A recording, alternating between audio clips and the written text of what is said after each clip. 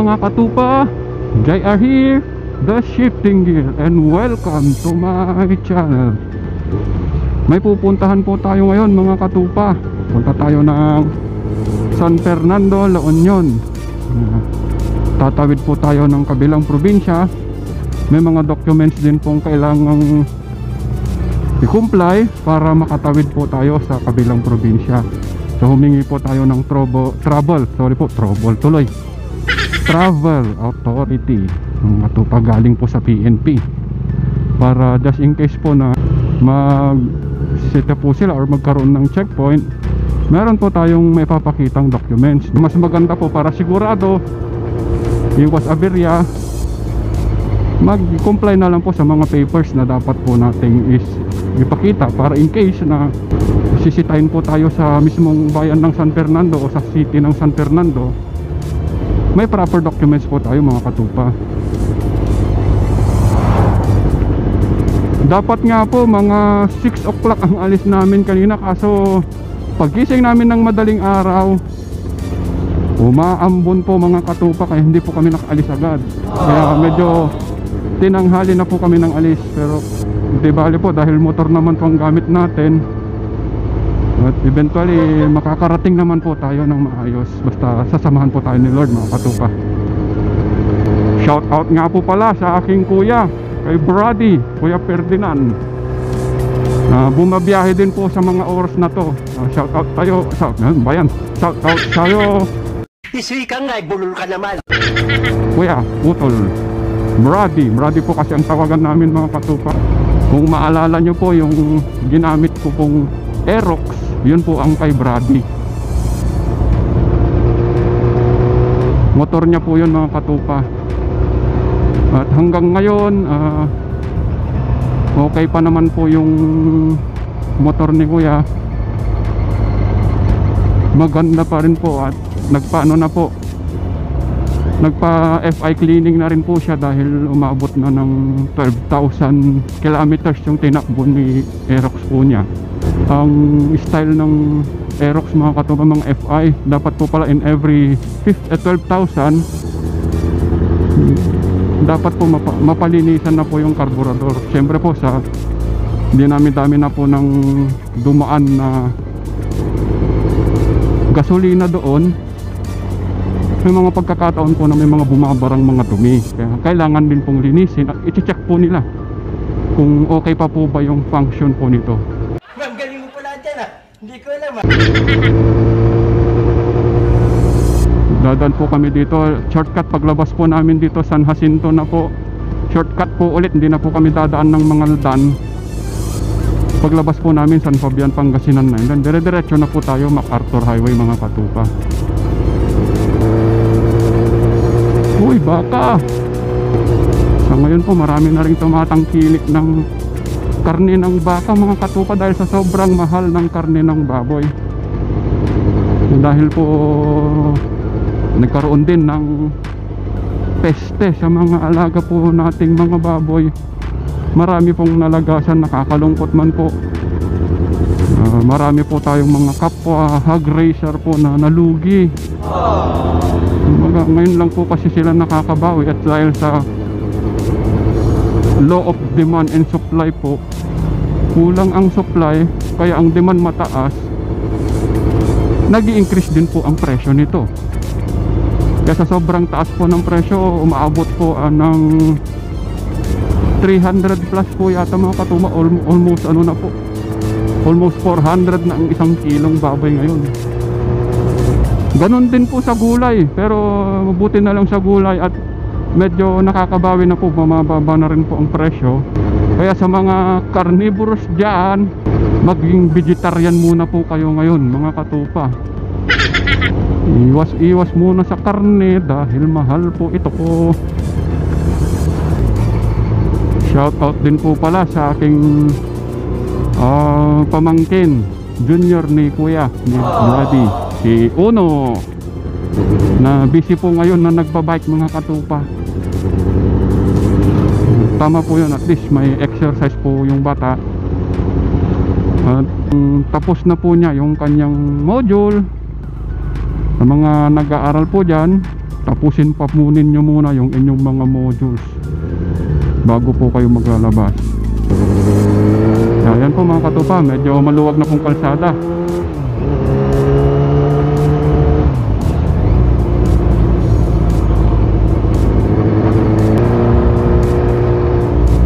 May lubak dito. 1, 2, 3. Wow! Ba naman po ito po? Ewan ko ba't may ganyang lubak po dito mga katupa.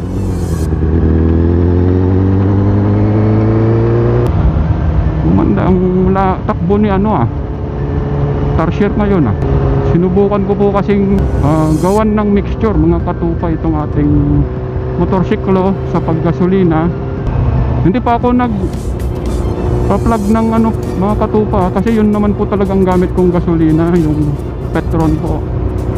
Ang ginagawa ko po, hinahaluan ko ng yung XCS pong ginagamit natin, yung kumbaga premium.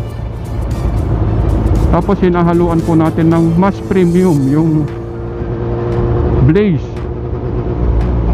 Kung ang ginawa ko pong mixture, kung magkakarga po ako ng 300 pesos, 250 po na XCS, saka 50 pesos po na Blaze.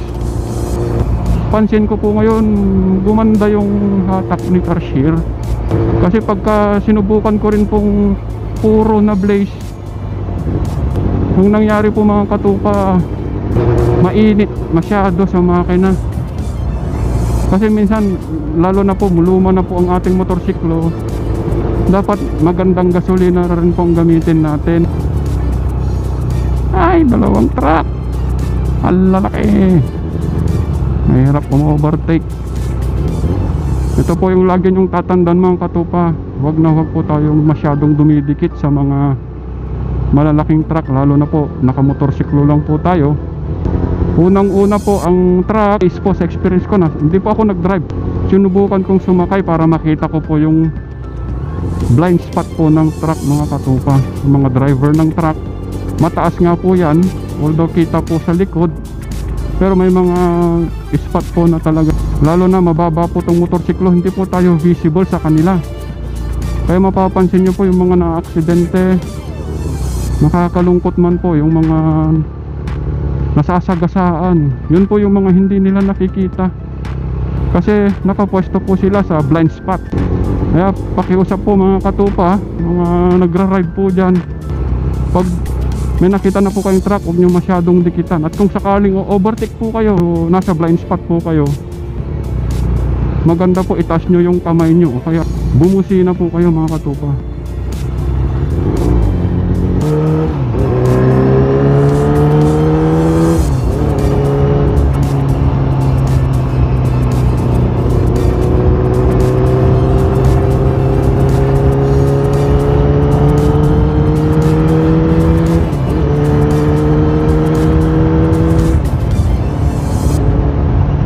Narito na po tayo sa highway, MacArthur Highway po ng San Fabian, Pangasinan. Papunta na po tayong La Union. Oh, bilisan mo manong! Natutulog ako, nagising ako sa mga radyo.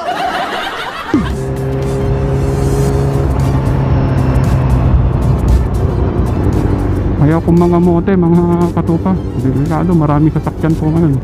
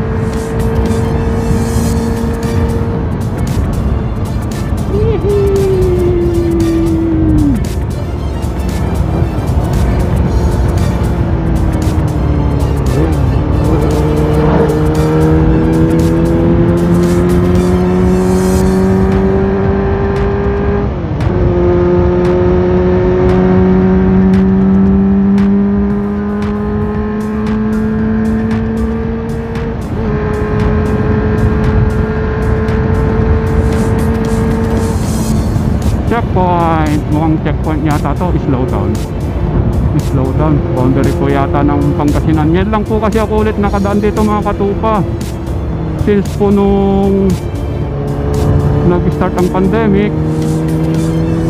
ngayon lang ulit. Sarap bumiyahe, medyo maluwag.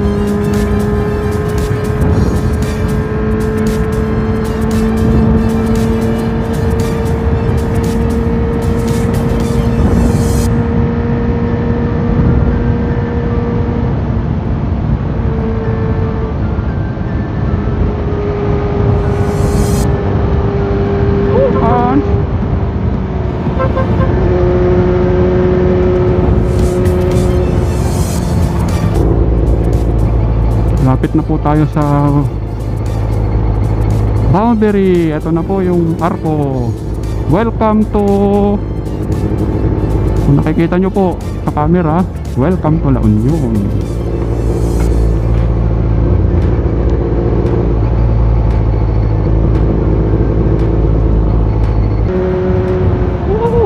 Sarap ng kalsada dito. Yan po, bukid. Sa kabila, bundok. Sa kabila po, dagat.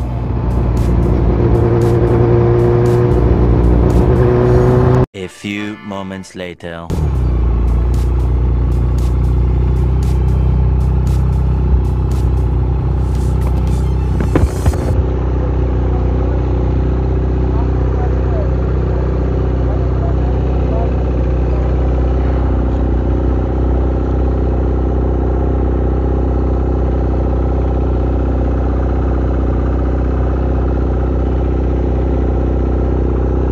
Papakita natin yung ating travel authority mga katupa. Good morning sir. Thank you sir.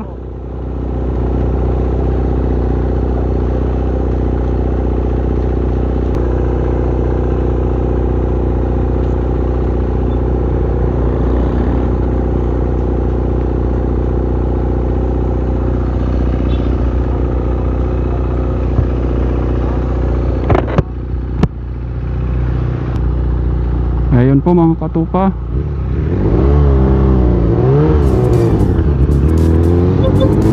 Kasi experience po namin sa mga kanyan, pag kulang po kayo sa documents, pababalikin ko po talaga kayo. Kaya mas maganda po na mag-comply na lang po tayo mga katupa. Dito po maraming mga dried fish. Dito po yung pinaka best po ang mga dried fish nila dito, lalo na yung espada na isda. Yun po ang favorite namin bilhin dito mga katupa. Kaso sa ngayon ang dami pong nagsara. Ang cute. Ang cute ha.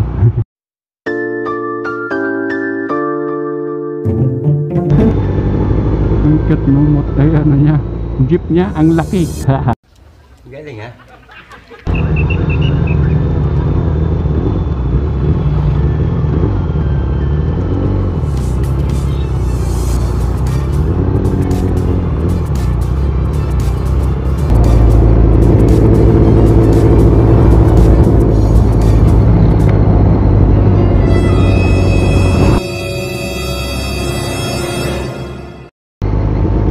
HPG, mga kaibigan po natin yan, mga Highway Patrol Group.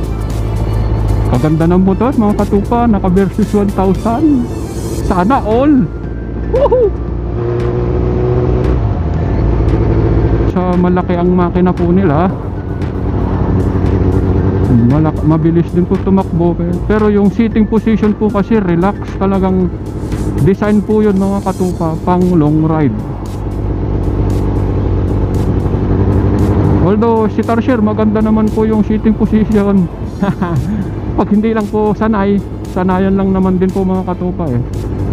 Pag hindi po tayo sanay, masakit po talaga. Kagaya ni Sir Bray, hindi po kasi sanay sa ganitong posisyon, yung position na sitting position ng motor. Kaya every time na ginagamit po niya, nangangalay po yung kamay niya. Pero sabi ko po sa kanya, kung gusto mong hindi mo maramdaman ang ngalay,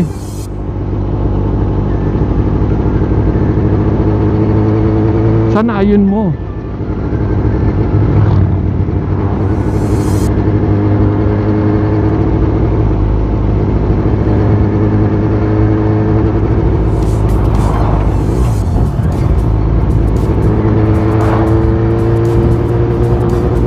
Magdasanay na po kasi kayo sa sport bike mga katupa.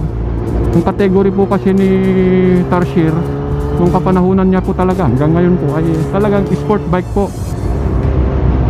pangarera po.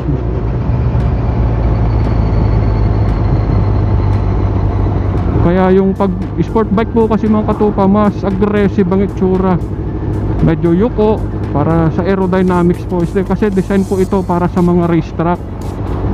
Design po para sa racetrack, pero gumawa po ang Yamaha at saka mga company ng motor na race bike, track bike, at the same time pwede sa kalsada, street legal po mga katupa.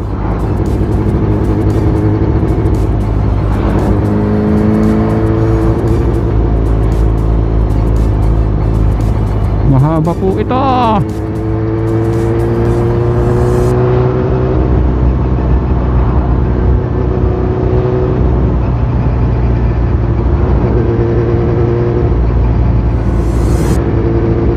Libre.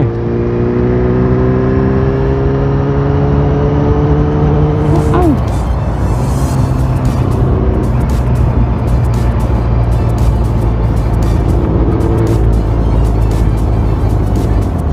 Kaya aggressive po ang dating ng mga, lalo na po yung mas modelong version po ni Tarsier.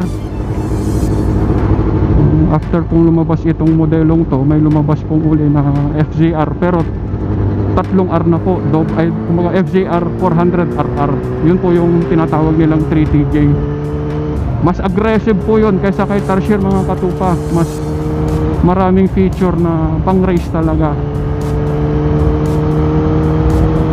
Kasi every year may mga research din po ang mga motorcycle manufacturer kung ano po yung mga advantage, ano po yung magandang feature na pwede nilang gawin para kumaga sales din po, makabenta. At the same time, sa convenience din po ng rider. Kaya every year, kaya papansin nyo, every year may development. Pag may mga lumabas na bagong modelo, minsan nag-iiba ang presyo kasi mas advanced na po, lalo na po yung mga motorsiklo sa mga kapanahon ito mga katupa. Super grabing advanced po talaga mga electronics nila.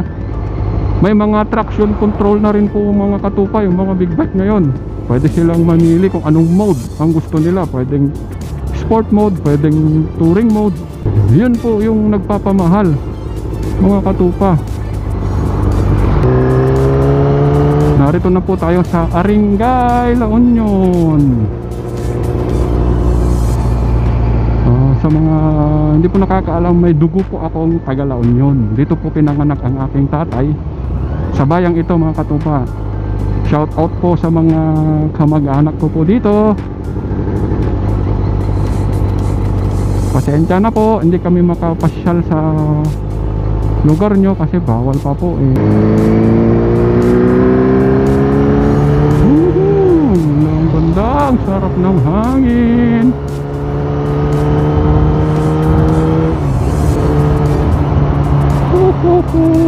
Approaching Aringay, La Union Public Market.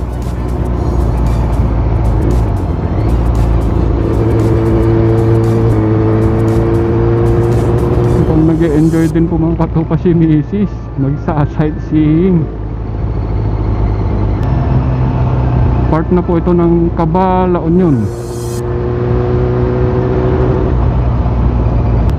Malapit na po dito yung mga grapes farm mga katupa. Hindi ko po alam kung bukas po sila o ano po.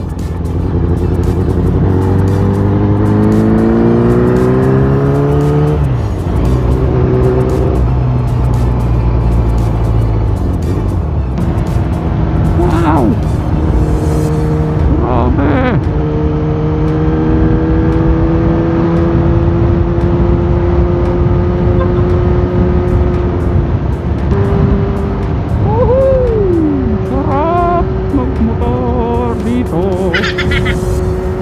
Ang ganda ng kalsada dito.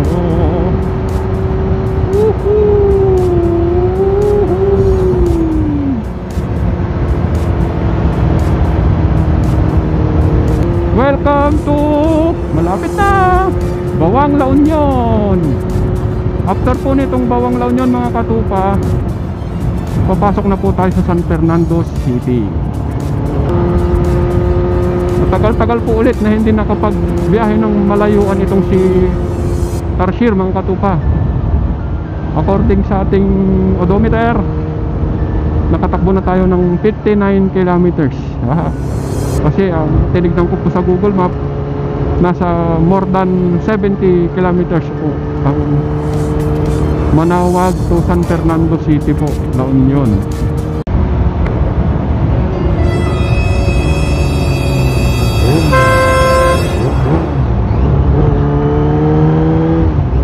Alanganing overtake.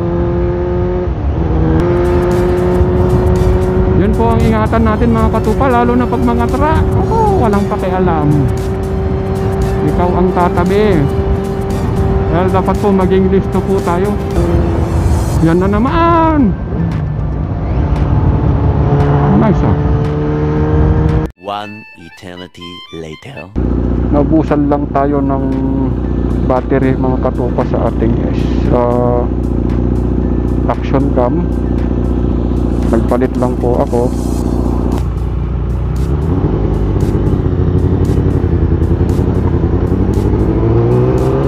Yan katupa, approaching na po tayo, malapit na po tayo sa boundary. Hindi ko nga po alam kung part na po ng San Fernando ito mga katupa. Ito po yung mahabang tulay, may malaking ilog. Ganda po mga katupa, kitang kita yung dagat oh. Ay, bawang pa po pala ito.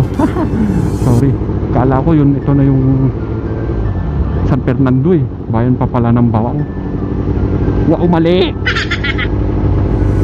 Tagal ko na po kasi hindi nakakapunta. Hihirit pa. Emergency.